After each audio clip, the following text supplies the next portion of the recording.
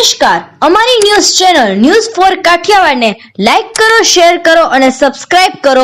News for Kathiawad. નમસ્કાર. જૂનાગઢમાં સફાઈ કર્મચારીઓની હડતાલ સમેટાઈ. પ્રશ્નોના નિરાકરણ માટે સરકાર સમક્ષ રજૂઆત કરાશે.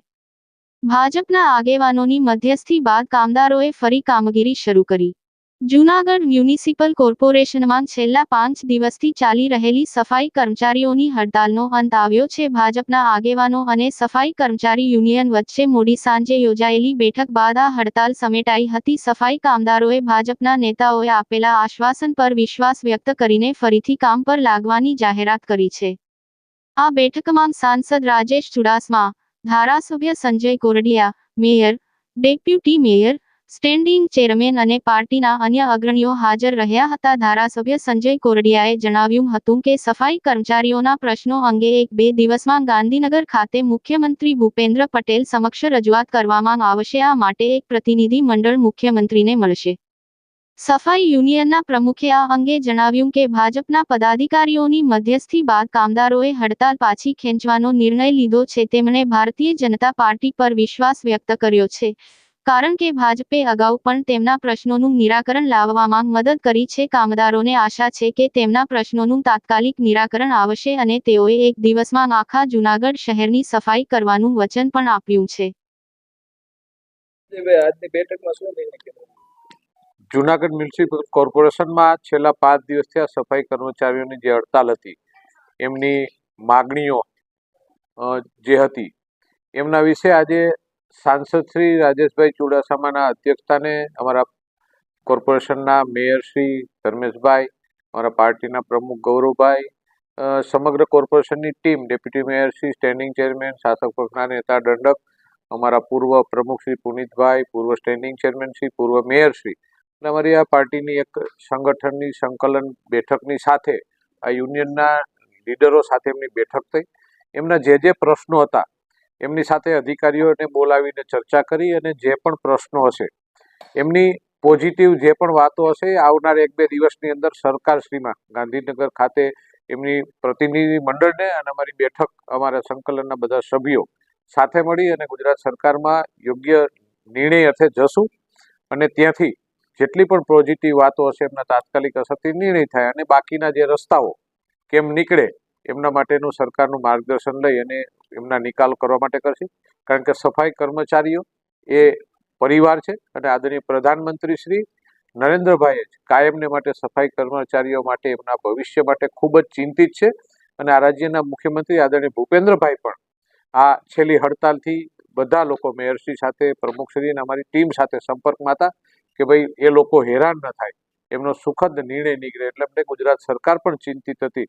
એટલે સાથે મળી અને ખાસ કરીને તો યુનિયનના બધા પ્રમુખો અને એના તમામ સફાઈ કર્મચારીઓનો અમારી પાર્ટી વતી અને કોર્પોરેશનના અમારા પદાધિકારીઓ વતી ખૂબ ખૂબ આભાર વ્યક્ત કરું છું કે એમને સરકારમાં અને સરકાર ઉપર ભરોસો રાખ્યો છે કે સરકાર ખૂબ સારી રીતે અમારું પણ સાંભળી રહી છે અને વખતો વખત જે પણ નિર્ણયો એમના વિશેના કરવાના આવ્યા હતા ત્યારે અમારી પાર્ટી હોય કે અમારી કોઈ પણ બોડી હોય એ સફાઈ કર્મચારીને માટે પોઝિટિવ રહી અને કાયમ નિર્ણય કર્યા છે. આવનાર દિવસોની અંદર પણ સફાઈ કર્મચારીઓનું હિત જળવાય એવા પ્રયત્નો અમારા ટીમ દ્વારા કરવામાં આવશે. ઠેર ઠેર કચરાના ઢગલા છે અને થોડું મોડું થયું છે એવું નથી લાગતું? જાયગાનેથી સવાર એ હડતાલ હતી. આજ લોકો 5 દિવસનો કચરો કાલ 1 દિવસમાં સાફ કરી દેશે અને જ્યારે ચર્ચા થતી હતી ત્યારે મારે ગૌરવ સાથે કહેવું પડે એ લોકોને કે એમને કીધું હતું કદાચ હડતાલમાં વિવાદ થશે નહીં ઊભી થાય તો પણ 17 તારીખે નરેન્દ્રભાઈનો જન્મદિવસ છે ત્યારે એવું કીધું હતું કે અમે હડતાલ હશે ને તો પણ અમે આખા જૂનાગઢને સાફ કરીને 1 દિવસમાં બતાવશું. એટલે વંદન કરું છું આ સફાઈ કર્મચારીના યુનિયનને એમના કે એવા સારા વિચારો નરેન્દ્રભાઈના વિચાર સાથે જોડાયેલા છે ત્યારે અમારી પણ ફરજ છે કે એમના વિચારોને અમે વંદન કરીને એમની માગણીઓને અમે વધારે વધારે સરળતાથી કઈ રીતે પૂર્ણ કરી શકીએ એ સાથે અમારે કામ કરવાનું. મારું નામ વિજય વાડા છે. હું સફાઈ કામદાર કર્મચારીના પ્રમુખ તરીકે સેવા આપું છું. મારા જૂનાગઢ મહાનગરપાલિકાના સફાઈ કામદારના 3 પ્રશ્નોને લઈ અને છેલ્લા 5 દિવસથી સતત હડતાલ ચાલતી હતી.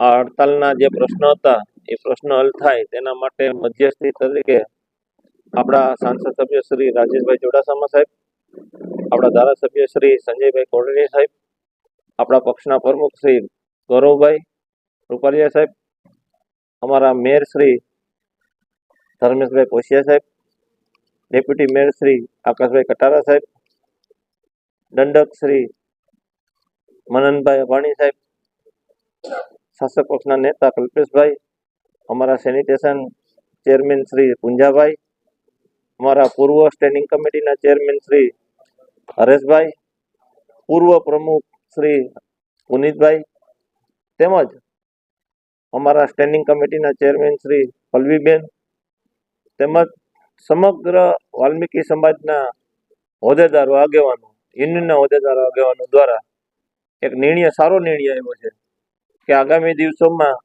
પાર્ટી સાથે રહી ને રાજ્ય સરકારની અંદર અમારા પાયાના પ્રશ્નો હલ થાય તાત્કાલિક એવી રજૂઆત કરવા જવાના છે ગુરુવાર સુધીની અંદર.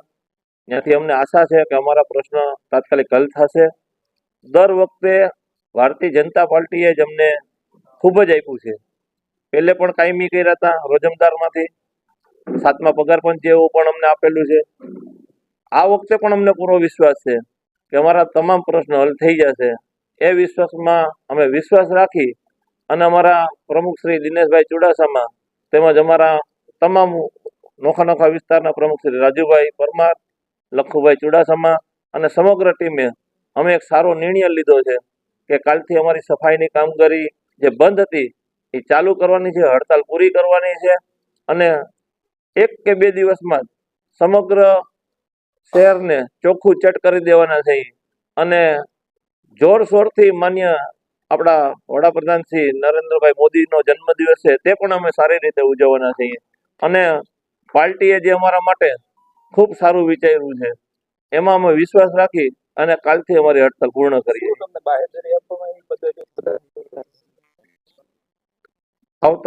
આવતા દિવસોની અંદર ગુરુવાર સુધીમાં માન્ય ધારાસભ્યશ્રીએ મુખ્યમંત્રીશ્રીનો ટાઈમ લીધો છે.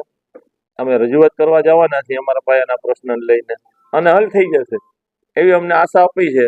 અને જે નિયમો મુજબ છે, જે અન્ય કોર્પોરેશનમાં મળતું હશે એ તમને બધું અપાવવાની જવાબદારી માન્ય ધારાસભ્યશ્રીએ લીધી છે.